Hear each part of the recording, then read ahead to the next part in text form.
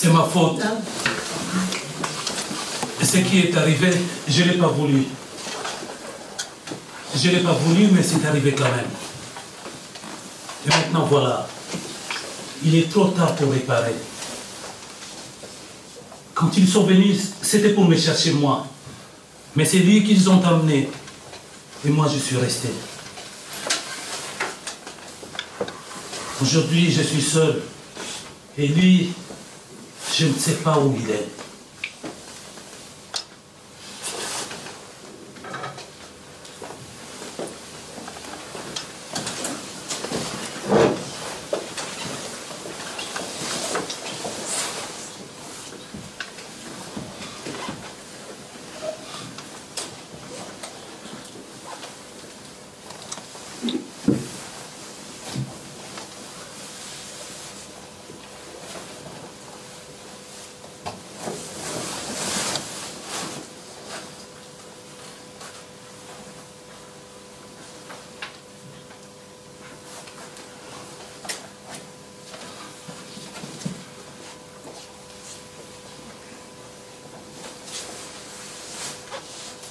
Moi, c'est Matteo le Duc. Je suis français. Lui, c'est Zamenga Kachama. Il est africain.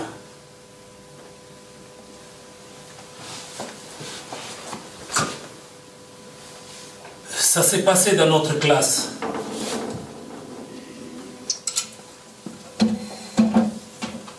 Au lycée de Paradis.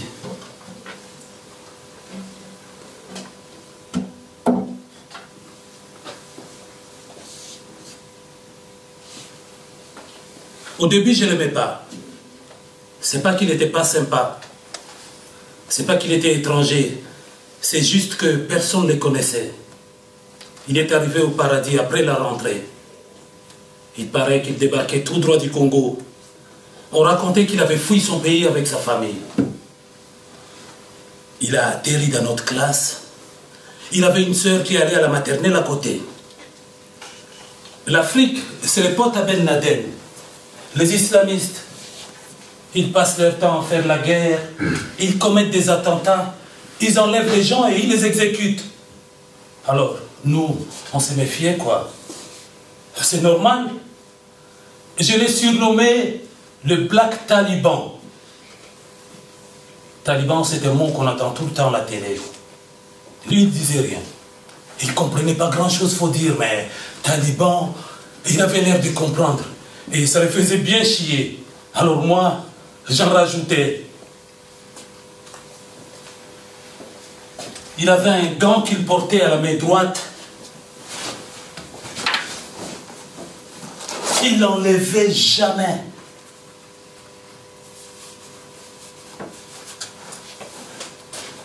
Et sur la tête, il avait un bonnet informe. On n'arrêtait pas de le charrier. Quelques semaines après son arrivée, on s'est battu. J'avais juste pris son bonnet et je l'avais essayé en rigolant. « Hé, regardez, je suis le Black Taliban !» Il s'est jeté sur moi. Il avait déjà appris quelques mots en français.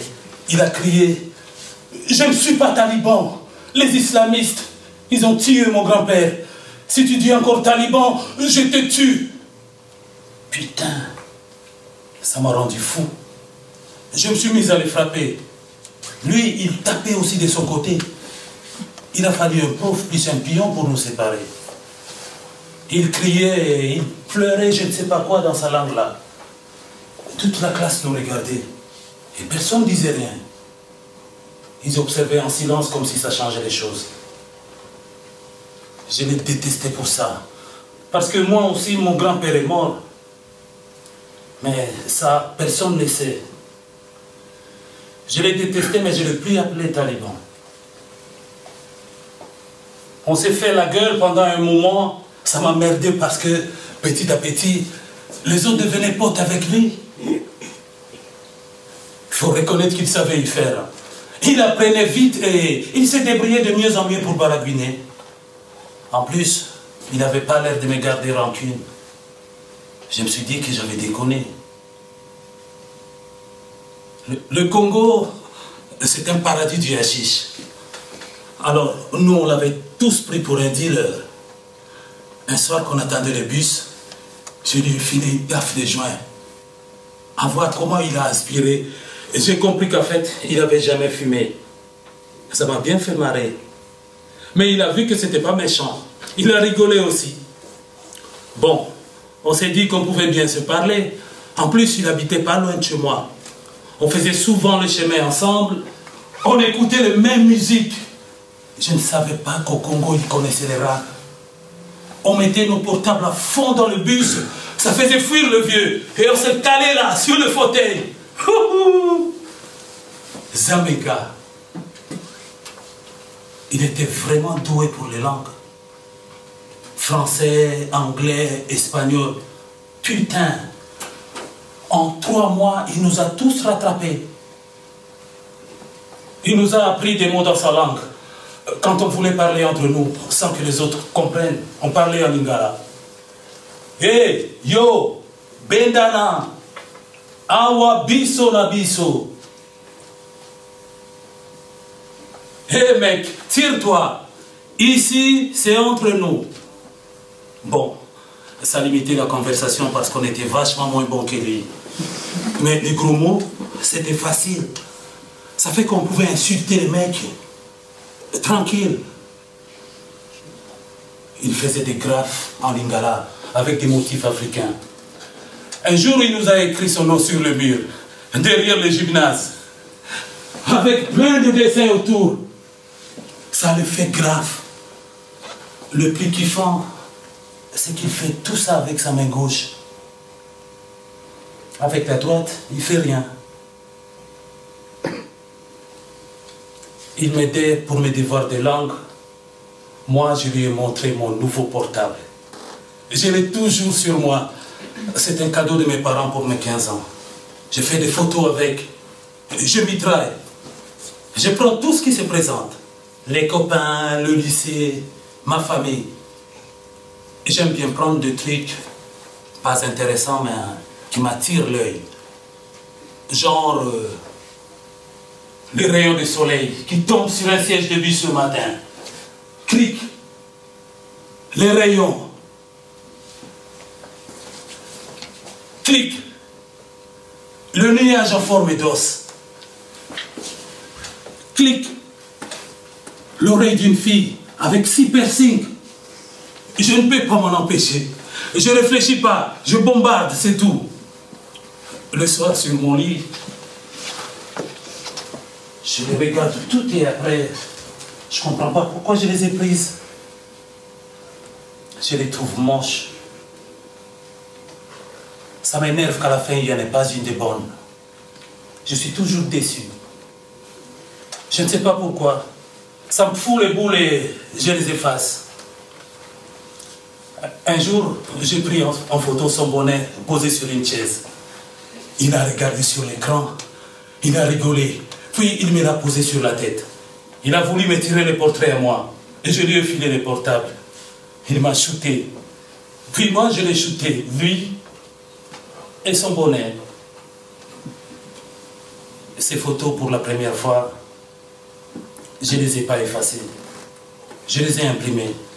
Et je lui ai donné les deux. La sienne et la mienne. C'est pas qu'elles étaient terribles, mais bon. Je n'étais pas trop mécontent.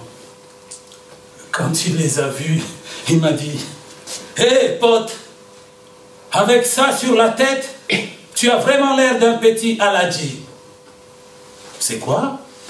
Un petit boss. Ah, là, j'ai compris qu'il m'avait pardonné pour de bon. Plus tard, je lui ai demandé « C'est quoi ces gants? Pourquoi tu n'enlèves jamais ?» Il m'a regardé longtemps. Il n'a rien dit. Juste, il a vérifié si personne ne nous voyait. Il a retiré son gant. Il avait la main toute brûlée.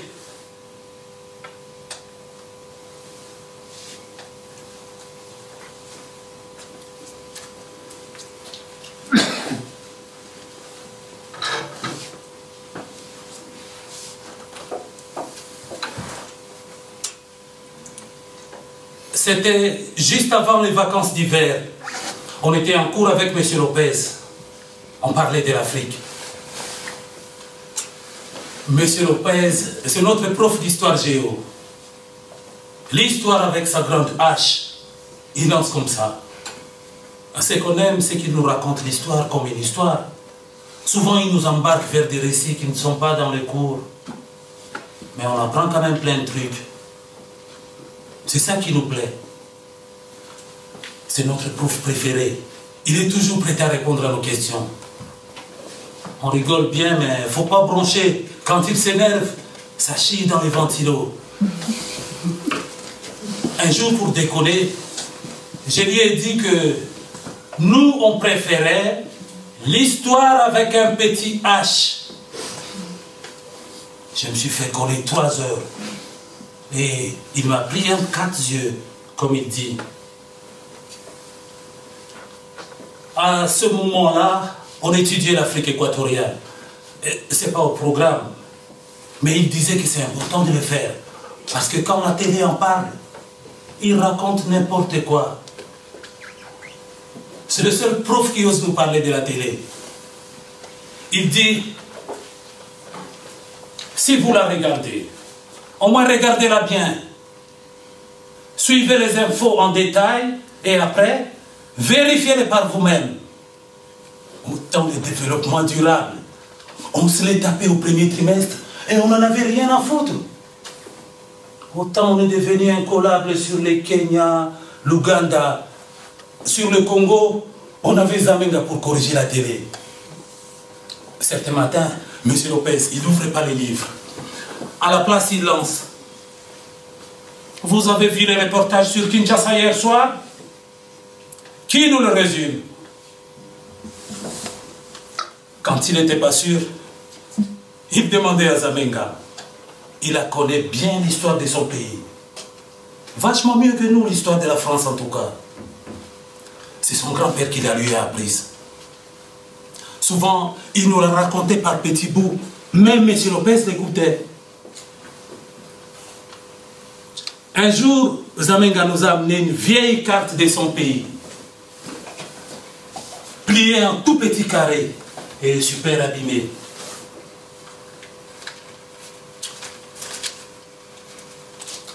Il avait dessiné lui-même.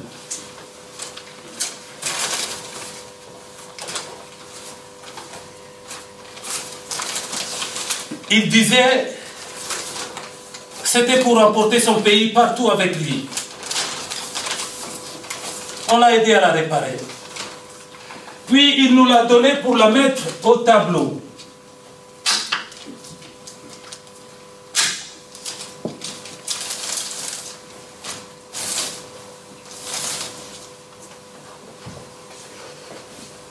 Bref, ces jours-là, on parlait de l'Afrique. M. Lopez nous racontait l'histoire du Congo, que le Congo est une ancienne colonie belge, qu'il a un territoire aux dimensions d'un continent, 80 fois la Belgique, avec un fleuve sans fin, une forêt équatoriale. D'un coup, on entend des sons bizarres dans le lycée, des échos de voix dans les couloirs, des bruits de pas dans les étages. Charlène regarde par la fenêtre, elle se tourne vers nous, elle est toute pâle. La rumeur court dans la classe. On dit, c'est la police. On dit, c'est une descente. On dit, c'est la brigade de stupes. Les policiers en uniforme s'engouffrent dans la salle. Ils nous encerclent. Ils sont armés. Un homme entre avec un chien, un berger allemand qui tient à l'aise. M. Lopez s'avance devant eux. Il essaie de les ralentir. Il demande ce qui se passe, qui ils sont, ce qu'ils font. Silence, c'est une opération de police. Personne ne parle, personne ne quitte son siège. Le commandant lui coupe la parole. Je ne l'écoute pas. Je regarde le chien. Il commence à fouiller partout. Le chien, je le connais. Je sais pourquoi il est là. L'homme au chien, il ressemble à son chien. Non, il est plus moche que son chien.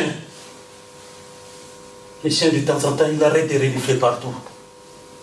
On dirait qu'il en a marre. Il faudrait bien qu'on lui foute la paix. Mais le mec, il n'arrête jamais. Il ne fout jamais la paix à son chien. Il les force à renifler. Il excite. Sans lui, le chien, peut-être qu'il aurait envie de jouer. Peut-être qu'il aurait envie de dormir. Je lui donnerai le bar de céréales que j'ai dans mon sac. Il le mangerait et il nous foutrait la paix. Il s'endormirait en bâillant. Et l'homme, il pourrait renifler lui-même s'il y tient vraiment. En fait, c'est lui le plus chien des deux. Monsieur Lopez fouille dans son cartable. Un policier lui demande de toucher à rien. Monsieur Lopez lui montre son téléphone portable. Les policiers s'avancent. Vous ne devez pas utiliser votre téléphone. Vous ne devez appeler personne. Mais ce n'est pas un appel personnel. Je dois simplement prévenir le chef d'établissement. Il commence à taper le numéro. Le flic attrape son poignet. Tu poses ce téléphone, tu entends? Tu appelles personne. Le téléphone tombe par terre. Monsieur Lopez crie. Mais enfin, vous êtes fous? S'il vous plaît, dites à cet homme de me lâcher. Mais vous ne devez pas appeler votre directrice. De toute façon, elle est déjà au courant.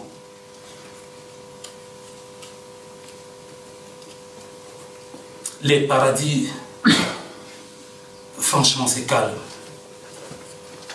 C'est pas la zone. C'est un drôle de nom quand même. Quartier Paradis. C'est pas une cité, pas la banlieue, juste un quartier en ville. Des magasins, un cinéma, une bibliothèque, notre école. Groupe scolaire Paradis, le plus gros de la ville, de la maternelle jusqu'au bac. De temps en temps, il y a des bandes de mecs qui s'embrouillent vers le parc. Mais autrement, c'est calme. Il n'y a pas de voitures qui crament, ni de vitrines qui explosent. On ne parle pas de nous aux infos. Franchement, c'est un coin normal. Les flics en patrouille, ils traversent, mais rarement ils s'arrêtent. C'est vrai. Et ces jours-là, on voyait des fourgons de CRS garés sous nos fenêtres. Ils bloquaient toute l'avenue Jean Moulin. Il y avait même un hélicoptère qui faisait des cercles au-dessus de nos têtes. Sûr qu'on va se voir ce soir à la télé. Mon père aussi, il est policier.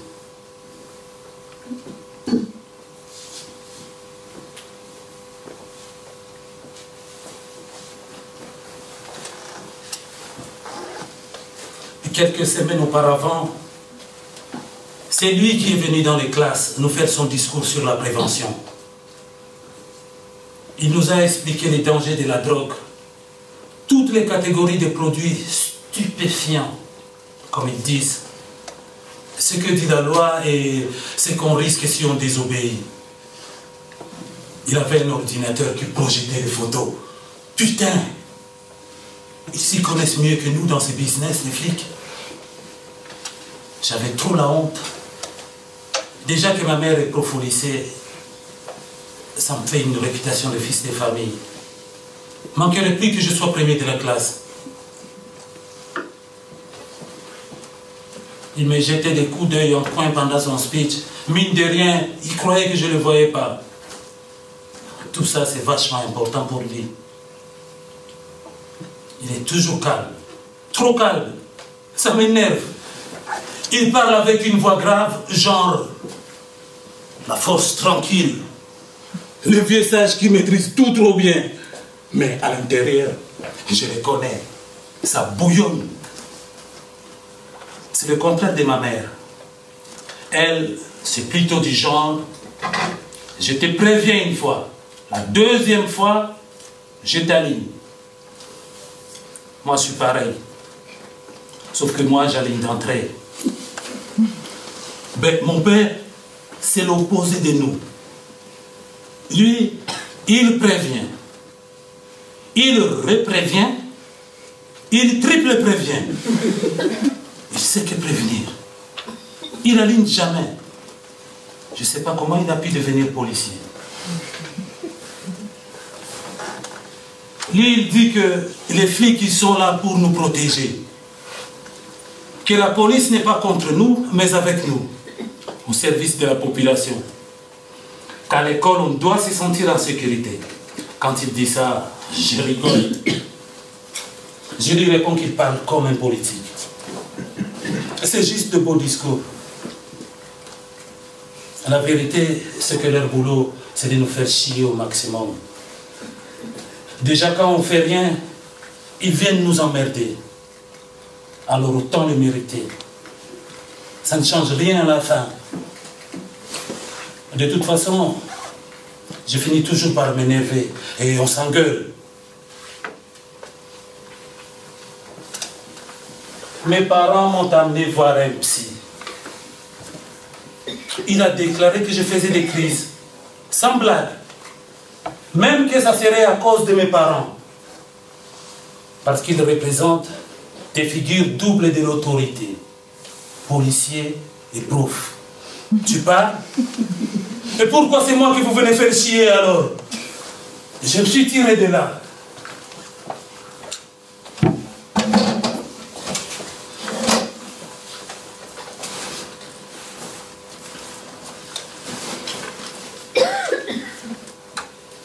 Dans l'ensemble, mes vieux, ils sont quand même plutôt sympas, il faut reconnaître.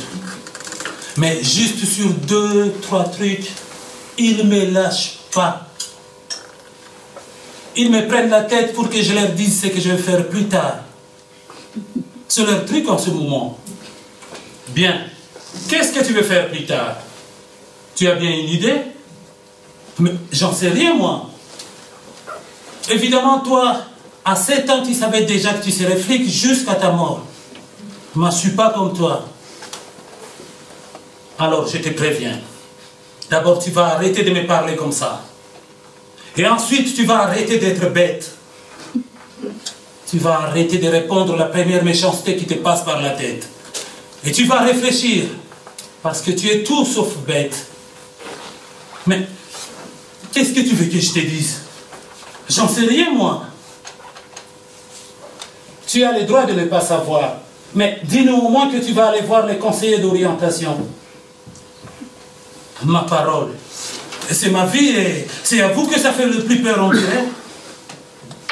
Qu'est-ce que vous avez tous à vouloir m'orienter comme ça? J'en veux pas de votre conseiller. J'en ai pas besoin. Déjà, il y a M. Lopez qui répond à nos questions. Tiens, voilà ce que je vais faire. Prof d'histoire géo. Ça va? Vous êtes rassurés? Bon, pourquoi pas? Mais alors, il faudrait peut-être travailler un peu plus en histoire-géographie. J'ai pas insisté. Il y a des fois, j'ai même plus la force de m'engueuler. Bref, retournons au chien. Il vient droit sur moi et j'ai une boulette de shit cachée dans mon sac. C'est pas beaucoup, mais c'est suffisant. Il renifle mon sac. Il se met à gémir. Il me mordit les gras de cuisse. Le maître chien il laisse faire avant d'empoigner mon sac. Je sais ce qui va se passer. Les autres me regardent par en dessous. J'ai pas envie de croiser leur regard. Ouais, je fume. C'est connu. C'est des types comme moi qu'ils cherchent. Ils m'ont trouvé, voilà. Je vais y passer et la classe va respirer. Les chiens attrapent mon blouson. Je cherche à me protéger, les mecs me lancent. Bouge pas, ou il te bouffe un genou. Debout. Je vais les suivre lorsque les chiens poussent un jappement étouffé. D'un coup, il fourre sa gueule dans le puits de Zamenga. J'ai fumé à côté de lui après la cantine. Ses fringues sentent les joints. Les chiens grognent, Zamenga roule des yeux, terrorisé. Il n'aime pas les chiens. Et moi je sais pourquoi. Un flic l'empoigne à son tour. J'écris, attendez, il n'a rien fait lui. Tais-toi. Venez tous les deux. Il nous colle contre le mur, avec nos sacs derrière nous. Défense de se retourner. Le chien repasse pour nous renifler plus lentement. Je sens qu'il me tourne autour. J'essaye de jeter un œil discrètement, mais je ne peux rien voir. Le chien bloque sur mon sac, le flic le prend. Il le vide sur la table. Il trouve le shit. Il prend nos noms, prénoms, adresses. Il note tout sur une liste. Il la donne à son chef.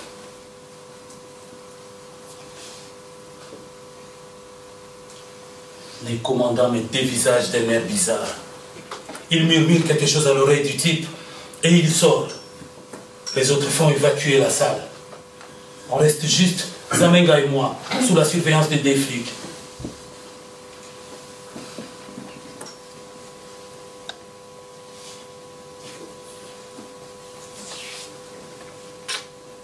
Dehors, il y avait des flics partout.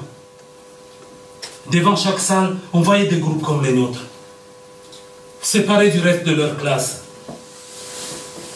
J'ai aperçu Moussa, Patrick, Djedje et d'autres que je ne connaissais pas. Ils sont descendus dans la cour. C'est drôle. Il n'y avait pas de cri, pas de porte qui claquait, ni verre brisé, rien. Le silence dominait tout. On n'entendait plus aucun bruit de l'école. Il y avait de temps en temps le vacarme assourdissant de l'hélicoptère qui survolait la cour. Au bout d'un moment, il s'est éloigné. Ils ont déplacé les groupes vers le préau. Un flic a tapé dans ses mains. Ok, tous à poil. Ils se sont regardés. Personne n'a bougé. Allez, tout le monde enlève son vêtement et les pose devant lui. Exécution. Ceux qui savent traduisent pour les autres. On ne va pas les répéter en arabe ou en bamboula. Ils ont enlevé leurs habits en silence. À la fin, ils ont hésité. Ils allaient quand même pas se dessaper en plein. Ils ont interrogé les flics des yeux. Les autres les ont dévisagés sans un mot. Finalement, Ousmane a dit, « Monsieur, il faut vraiment tout enlever? À ton avis? C'est pas moi. C'est bon, restez comme ça. On en a assez vu. Et pas de bêtes. » Il y avait un jeune flic. Pendant que ses collègues fouillaient les vêtements, lui, il surveillait mes potes. Mais il n'osait plus les regarder. Quand il les a fait mettre en rang, il gueulait en même temps que ses collègues. Et maintenant qu'ils étaient là, nus devant lui, il regardait ailleurs. Il avait l'air gêné d'être le seul habillé. J'avais une envie furieuse de tout photographier. À la place, j'ai shooté dans ma tête. Clic. Les bottes qui brillent sous les néons.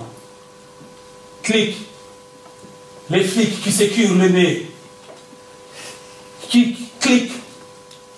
Les potes en calbute. Moussa tout maigre. Ousmane obèse. Mike plein de muscles.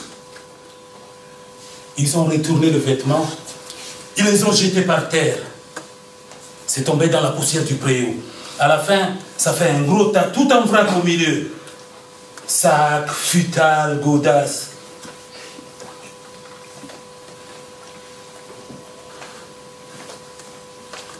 Le commandant rentre à nouveau dans la classe. Il se cale le cul derrière le bureau et branche un ordinateur portable. On reste debout devant lui. Les deux flics derrière referment la porte. J'ai un mauvais pressentiment. Pourquoi ils nous gardent juste nous deux dans la classe? Pourquoi pas en bas avec les autres? La cloche sonne la récréation dans la cour des petits. Les bruits reviennent. J'entends faiblement les enfants rire, crier, courir. C'est bizarre. D'habitude, je les trouve plutôt chiants, les gosses, appiaillés comme dans une volière. Ces jours-là, ça me fait du bien de les entendre. Ça me redonne du courage. Le commandant nous dévisage longtemps avant de plonger dans la lecture de son ordinateur, comme si on n'était plus là. Je demande, s'il vous plaît, monsieur, pourquoi on est là tous les deux? C'est bien toi, Mathéo le Duc? Je vous l'ai déjà dit, monsieur. Eh bien, tu le redis. C'est moi, le fils de Bernard le Duc. Oui. Il va être content, ton père, quand on lui racontera ce qu'on a trouvé sur toi. Tu ne crois pas? Non, mais ça n'a rien à voir avec mon père, monsieur. Et ça n'a rien à voir avec Zamenga. Il ne fume même pas. Ça, c'est toi qui le dis. Figure-toi que ton pote, non seulement il sent le cannabis à 10 mètres, mais en plus, sa famille a déposé une demande d'asile. On cherchait des dealers, on tombe sur des sans-papiers. Tu vas me dire que ça non plus tu ne le savais pas? Non. Et pourquoi il est devenu ton copain, à ton avis? Ses parents croient peut-être que ça fera avancer leur dossier, s'ils ont de bonnes relations avec la famille d'un policier. À moins que l'idée vienne de chez toi. Je me tourne vers Zamenga. Il me fait non de la tête. Le commandant s'adresse à lui. Zamenga Kachama, né le 29 avril 1999, nationalité congolaise, nom du père Kachamankoy. C'est correct? Oui, monsieur. Vous avez fui le Congo. Pourquoi? Parce qu'on était en danger. Vous étiez recherché? Monsieur, on a été chassés. Vous avez fait quoi pour qu'on vous chasse? Rien? Ne dis pas rien. Il y a bien une raison. Vous avez commis des attentats? C'est des mensonges, monsieur. On n'est pas des terroristes dans ma famille. Les flics derrière lui donnent une baffe sur la nuque. Ça fait tomber son bonnet. Toi, tu baisses les yeux pour commencer. Et tu réponds poliment au commandant. Zamenga, le visage en feu. Il se baisse pour ramasser son bonnet, mais il les garde dans ses mains. Serré comme s'il voulait les déchirer. J'ai réfléchi à toute vitesse. Mais qu'est-ce qui se trame ici? L'interrogatoire continue. Qu'est-ce que vous êtes venu faire en France? Parce que mon père et mon grand-père sont venus ici il y a longtemps. Ton grand-père faisait quoi au Congo? Il était musicien. Et ton père, écrivain. C'est à cause de ton grand-père que vous êtes venu là? Non, c'est mon grand-père. Ton grand-père ou ton père? C'est mon père, monsieur. Alors quoi ton père? C'est à cause de mon père. Il avait écrit une pièce de théâtre. Tais-toi, je lui dis. Ils n'ont pas le droit de te poser des questions. Ce n'est pas eux qui s'occupent de ton dossier d'asile. Un flic derrière lève la main sur moi. Le commandant l'arrête d'un geste. Il fait signe aux deux flics. Ils relèvent nos empreintes. Puis, ils nous font déshabiller. Et vu leur ton, on comprend que cette fois, c'est la totale. Pendant qu'ils vérifient nos vêtements, on attend. les mains sur les couilles. Puis, ils nous font pencher en avant. Et on doit tousser pendant qu'ils nous éclairent les trous du cul avec une torche.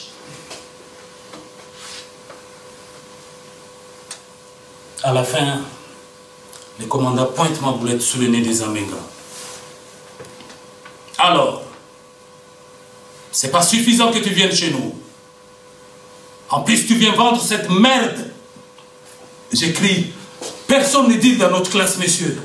Et surtout pas lui. Vous l'avez trouvé dans mon sac.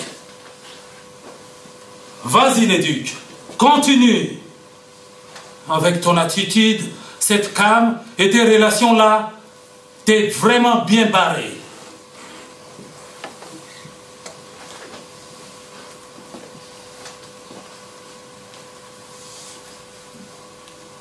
À ce moment-là, je commence à comprendre son petit jeu. Il veut utiliser les shit une première fois pour faire pression sur mon père, en le menaçant de m'accuser de trafic. Puis une deuxième fois pour expulser Zamenga, en l'accusant de la même chose. Mon père a une sale réputation dans sa brigade.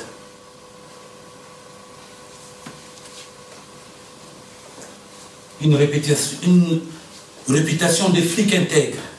Il répète souvent que la police, la gendarmerie, c'est des services publics, qu'ils n'ont pas tous les droits, qu'ils ont beaucoup de devoirs envers les gens, que l'usage de la force, c'est un dernier recours, pas une solution. Ça fait grincer les dents chez ses collègues. Ils ne sont pas nombreux à penser comme lui. Il dit qu'il est surveillé depuis qu'il a adhéré à un syndicat de flics. Il commence à refuser d'obéir aux ordres pour faire du chiffre, comme ils disent. Le problème, c'est qu'il y en a toujours pour faire le sale boulot.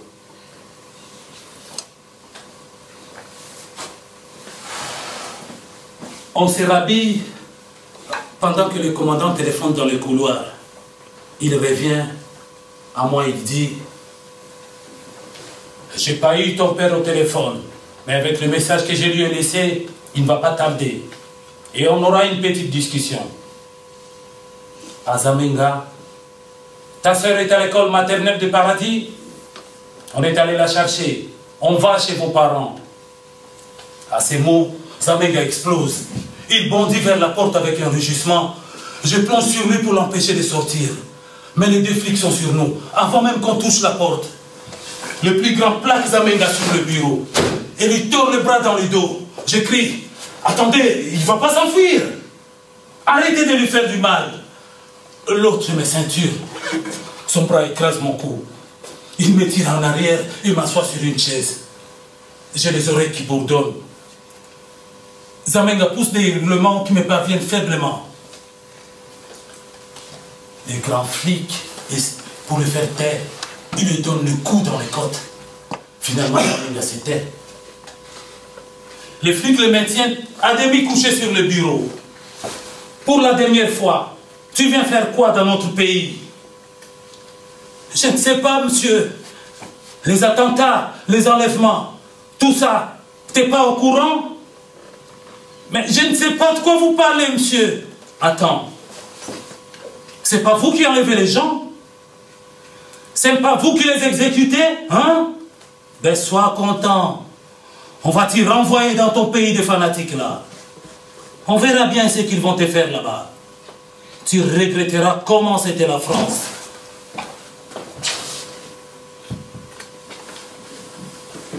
France, elle t'emmerde. Espèce de gros con. Le Congo, c'était déjà un royaume que tes ancêtres, ils savaient à peine faire du feu.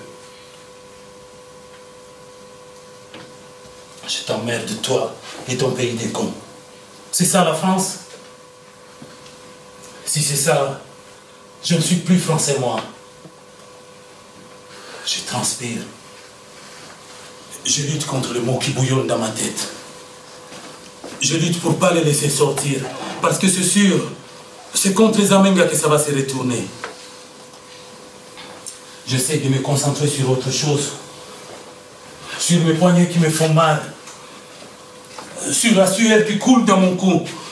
Chaque goutte de sueur est une insulte qui sort à la place d'un mot. Je parle à Zamenga pour que personne nous entende. Tu t'appelles Zamenga. C'est le nom d'un grand écrivain de ton pays, Batu Kezanga. Ton pays, c'est le Congo, nom de l'ancien royaume Congo. Ton grand-père, Kachamankoi, ton grand-père, Kachamatatu, était un griot. Il jouait du balafon. Il racontait l'histoire du pays mieux que personne. Mais c'était un infidèle aux yeux des islamistes venus du Soudan et de l'Ouganda. Un jour, ils ont franchi la frontière. Ils ont fait une razzia dans son village. Ils ont voulu l'enrôler dans le djihad. Et comme il refusait, ils l'ont pendu à l'entrée du village. Ton père, Kachamankoi, était un écrivain. Il dirigeait un théâtre à Kinshasa. En réaction au meurtre de son père, il a écrit une pièce qui dénonçait la guérilla. Et comme elle montrait aussi la complicité du régime, toutes ces pièces ont été interdites. Et son théâtre fermé. Vous avez fui vers le sud. Vous vous êtes réfugié dans un village près de Kolwezi. Mais ils ont fini par vous retrouver. Ils ont attaqué les villages avec des chiens. Ils les ont lancés sur vous. L'agro-crocodile les avait rendus fous. Ils t'ont brûlé la main droite sous les yeux de ton père. Puis, ils lui ont coupé les doigts pour qu'il n'écrive plus. Ils vous ont laissé là, en vous disant que la prochaine fois, il te couperait la main. Et lui, il le tuerait. C'est ton histoire. Il n'y a que moi qui la connais comme ça.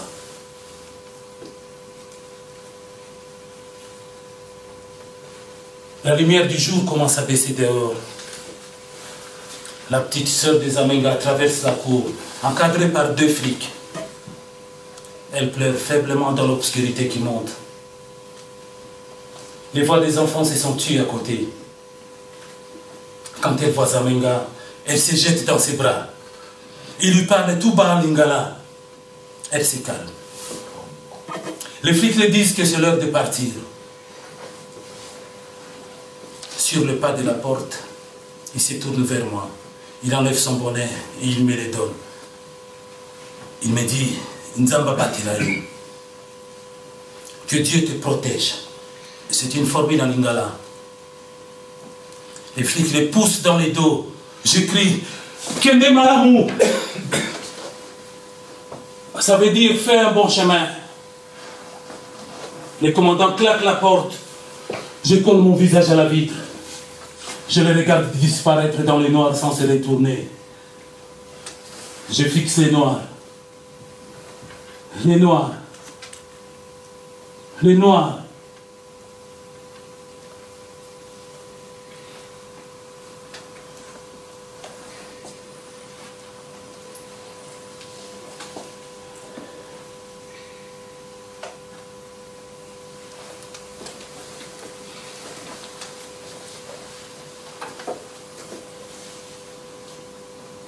J'ai passé la nuit en garde à vue. Pendant ce temps-là, les flics les ont ramenés chez eux. Ils ont réveillé son père et ils l'ont arrêté. Il était endormi. Il travaille la nuit, il dort le jour, son père. Il leur a enfilé une OQTF, obligation de quitter le territoire français. Pour la nuit, ils les ont enfermés dans un centre de rétention. Et le lendemain matin, à l'heure où je sortais, ils étaient expulsés vers le Congo. Depuis leur départ, je ne sors plus. Je prends des tas de photos imaginaires dans ma tête, mais elles s'effacent toutes. Je suis au courant des choses par mes parents, par la télé, par Internet. Mais sortir, j'ose pas. J'ai peur que d'autres flics me ramènent au lycée. En prison ou je ne sais pas où. Et eux, j'essaie de deviner où ils sont. Je voudrais être là-bas. Je me sens plus chez moi ici. Je suis un clandestin. C'est quoi un clandestin? On me dit que Zamenga est clandestin. Mais c'est quoi un clandestin? C'est Zamenga, d'un seul coup, son bonnet, ses greffes et toute sa famille avec lui. C'est moi, avec mes parents fonctionnaires, mes joints et mon portable. C'est aussi mon père, avec son syndicat de flics contre la violence. Puis M. Lopez, parce qu'il n'enseigne pas le programme. Et tant qu'on y est, le fantôme de Kachamatato. Parce que lui non plus, il ne racontait pas la bonne histoire. Avec les potes, on n'arrive plus à parler d'autre chose. Ils n'ont pas aimé que je leur ai caché l'histoire des Zamenga. Ils m'ont défoncé. Mais c'est sa famille qui ne voulait pas en parler. Et puis ils n'étaient pas clandestins. Ils étaient sans papier. Moi, j'ai compris qui c'est les clandestins. Ce n'est pas une question de papier. Nous tous ici, on en a de papier. Pourtant, ils nous traitent comme des clandestins. Et à la fin, on se sent clandestin. Si c'est ça, alors, les clandestins ils sont beaucoup plus nombreux qu'on croit. Les clandestins, c'est nous tous. Les jeunes qui ne se comportent pas comme des vieux, les flics qui ne se comportent pas comme des flics, les profs qui sont du côté des élèves. Les sans-papiers, sans orientation, sans métier. C'est tout cela les clandestins. 10 jours au lendemain, on est tous clandestins.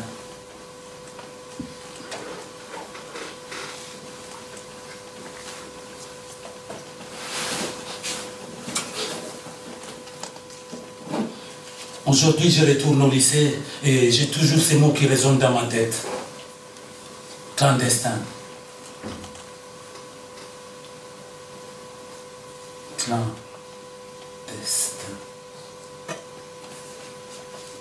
Mon clan, mon destin, mon clan, c'est ceux qui m'entourent, ceux que je sens autour de moi, même s'ils ne sont pas là, physiquement je vais dire. Mon clan, c'est mes potes. Zamenga, évidemment. Puis Moussa, Patrick, Djedje, Charlène. Mon destin, ben pour commencer, c'est de retrouver Zamenga. Puis je ne sais pas trop, mais je vais trouver. Et sans conseiller en orientation de destin ou quoi. D'abord en arrivant, je vais prendre en photo les graphes des Zamenga. Puis je vais apprendre le lingala.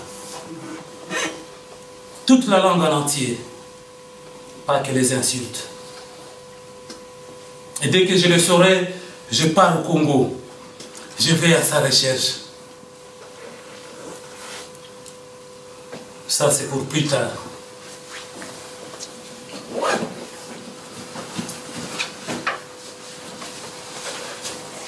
Pour l'instant, je retourne au lycée. Je retourne au lycée, je me sens quand même seul. Je retourne au lycée sous le regard des autres. Je retourne au lycée et j'ai peur. C'est ma faute.